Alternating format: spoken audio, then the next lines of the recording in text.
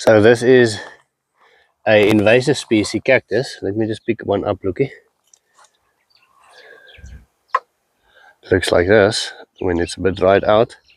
Now, this is Lucas, not invasive enough.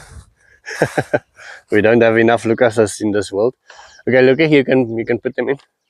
So our idea is we're gonna put all the cactus in this hole. Now we have planted about 100 of them now. So a year or two from now we'll have more of them than what we can deal with. So I saw a video, well, first I got a comment from somebody saying that we should put cactus in the holes before planting a tree.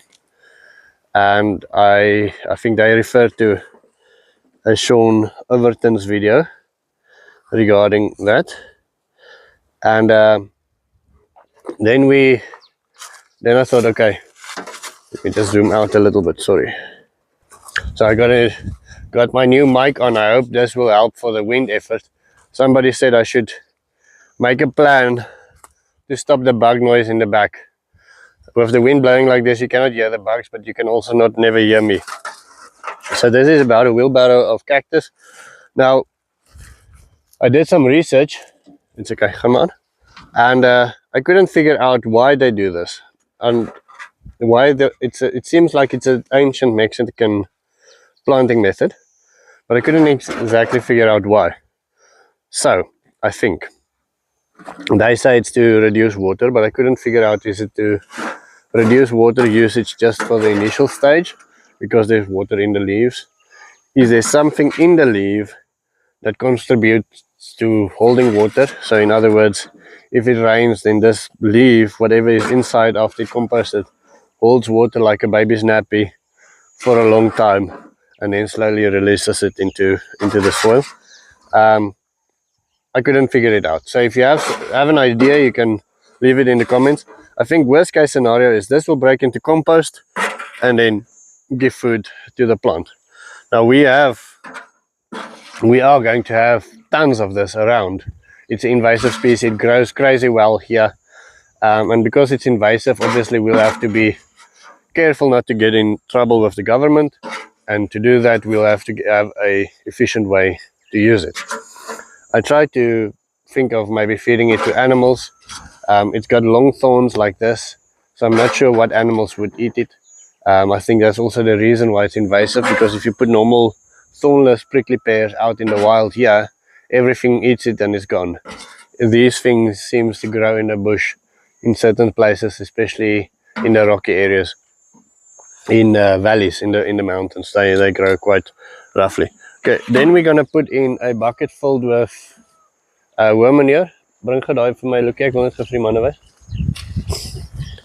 So this is our worm compost. I hope you can see this nicely in the video. There's a little bit of worms in there. It's nice and black. And we are going to plant a guava tree here. The reason why we planted in this corner here of the garden is there's a thick bush there, there's a thick bush there, and then western sun. You can my plant, okay? There's a western sun coming from that side. So in theory, this corner should be nice and warm in the winter, blocking the wind and so on and so forth.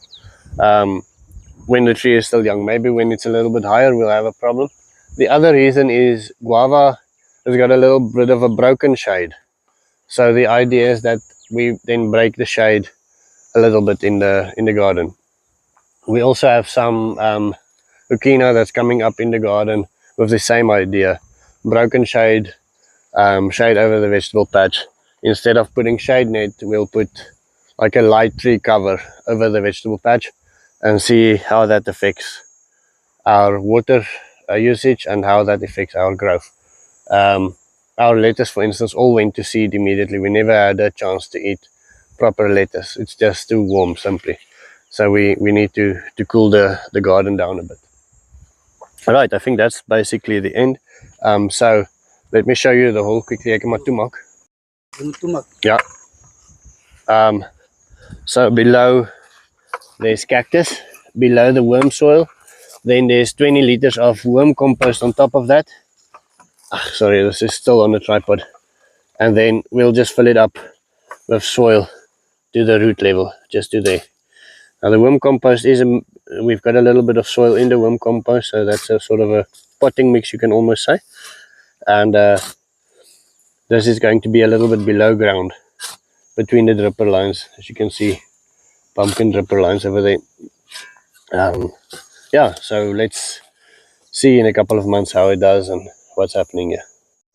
So we finally got our water back. So I'm watering the mulberries for the first time in about 2-3 weeks. We've been watering other things on the farm as well. But a very interesting phenomenon happened is these pipes that we have on the side here. I found 2 now that never seems to get full. Now I'm not sure if it's because of all the termite activity. You can see this is stick mulch here, where the termites just took over the sticks. Now what's interesting about the stick mulch and the termites is we planted I cannot remember the name of this grass between the sticks, mulched it, and the termites came and they ate the sticks, but they didn't eat the living plants. I tell people that the termites do eat living plants, but here they didn't. They ate all the sticks around. This is a weed that was chopped and dropped, and this is some grass that grew between it. But you can still see, after I started the video, 1 minute and 16 seconds from now, this thing still hasn't filled up yet.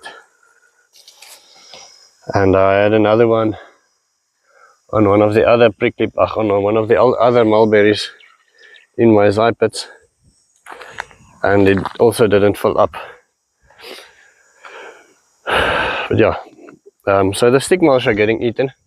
I was wondering if I get my chopper back now. It's gone in for improvements.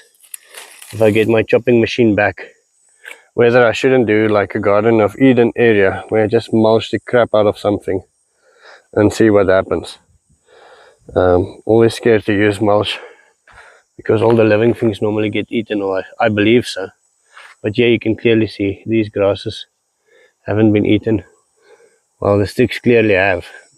So that's interesting. I don't know if the termites add any benefit when they eat them here. I would like to see what happens if we do that. Okay, so we are cutting grass. You can see this is a really vibrant bush of grass. I'm cutting the grass from this area out. Now here there isn't a lot. As you can see over there is a lot more. So we're gonna cut it all, mulch of sticks or other things, and use the grass then to feed the horses. We're just in the beginning of our raining season. We still have 3 months left, so we should have, this grass should grow maybe one more time, at least to this height. Okay, just hold on 1 second. Look, wait. Quickly, I want to show you. This is some of the older sticks that wasn't cut out in the last season. So that motivates me to cut them off shorter, because it seems like they're dying and just oxidizing here in the plant itself. Okay, look. So we are 30 subscribers away from reaching 3,000. It happened so quickly. Just the other day we had 2,000.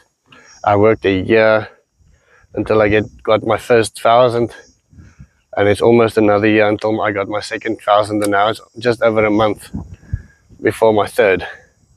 I don't even know how to thank you guys. I don't even know how to celebrate yet. I don't know what we're gonna do, but it will have to be big, and it will have to be before tomorrow because it goes fast. A drop just fell on my head.